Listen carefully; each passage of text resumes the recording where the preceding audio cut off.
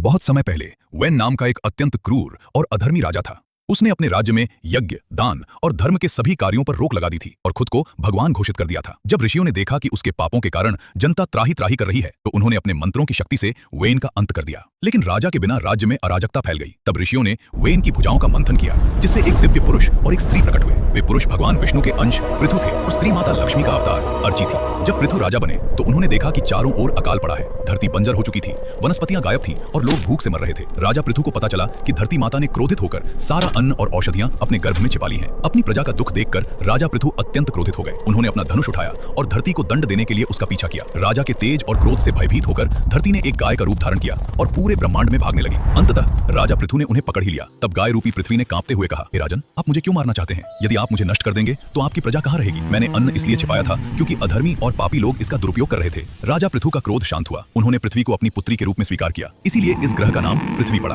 राजा पृथु ने पृथ्वी को समतल किया और खेती की शुरुआत की। उन्होंने स्वयंभुव मनु को बछड़ा बनाया और स्वयं पृथ्वी रूपी गाय का दोहन किया। इस दोहन से पृथ्वी ने दूध के रूप में सभी प्रकार के अन्न, दिव्य औषधियां, कीमती रत्न और खनिज प्रदान किए। इसके बाद ऋषियों, देवताओं और असुरों ने भी अपनी अपनी जरूरतों के अनुसार पृथ्वी का दोहन किया और संसार में फिर से संपन्नता आई।